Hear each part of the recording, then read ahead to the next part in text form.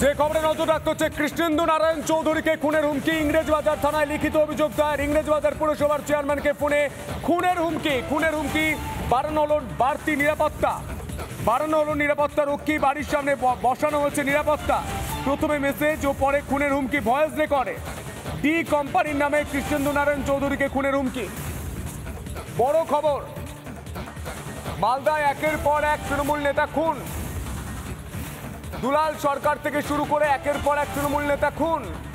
এলাকার বিধায়ক সাবিত্রী দেবীকেও খুন করার চেষ্টা, এমনটা অভিযোগ।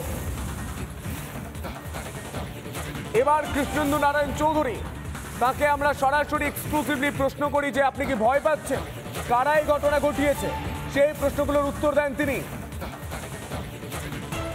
কৃষ্ণেন্দু নারায়ণ চৌধুরী তিনি মূলত ঠিক কি অভিযোগ করছেন শুনবো। हठात করে 10:40 একটা ফোন এলো, किसान बोल रहा है। किसान बोल रहा है? हाँ बोल रहा है। आप कौन बोल रहा है? हम प्रदीप बोल रहा है, डी कंपनी का। मेरा मैसेज नहीं देखा?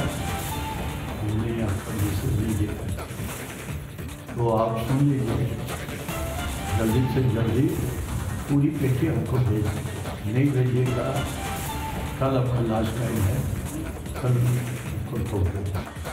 आपका आपका मतलब पैसा जो देंगे आप आइएगा तब तो पैसा देगा।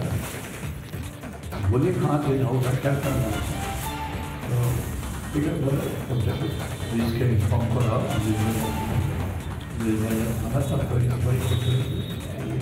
কোনো মেসেজ কি পাঠিয়েছিল? हाँ मैसेज কুড়ি পেটি বলতে দাদা 20 লাখ টাকা কথা বলছে। 20 লাখ কি 20 আমার আগে তো এরকম প্রায় 17 বার গুলি হোক খেয়েছি, আমার বন্ধুরাও মারা গেছে, আর তখন এরকম ফোন কল হতো, আর এখন বিকেল 14 কৃষ্ণেন্দু নারায়ণ চৌধুরীকে আমরা সরাসরি প্রশ্ন করি, আমি সরাসরি প্রশ্ন করি যে আপনি কি ভয় পাচ্ছেন? কারা এই ধরনের ঘটনা ঘটাচ্ছে? আপনার কি পরিচিত? তিনি ঠিক কি উত্তর দিয়েছেন শুনবো। যে হুমকি দিয়েছে এটা রেকর্ডিং ছিল আমার ফোনে, এন্টার রেকর্ডিংটাই পুলিশকে দিয়েছি। কত নম্বর থেকে দিয়েছে জানছে, সম্পূর্ণ দিয়েছে, পুলিশ সেটা দেখছে। হ্যাঁ, এখানে আমি আকাশে ঝিল মেরে আমার কোনো লাভ নেই। যদি মনে করেন আমি ভয় পেলে তাহলে মালদা ছেড়ে চলে যেতাম, আমি মালদা ছেড়ে যাইনি। আপনি যদি আমার পাস্ট হিস্ট্রি দেখেন, 17 বার বোম গুলি সব খেয়েছি, গাড়ি উড়ে গেছে, সব হয়েছে। কলকাতায় অ্যাটাক হয়েছি, হাওড়াতে অ্যাটাক হয়েছি, বর্ধমানে অ্যাটাক হয়েছি।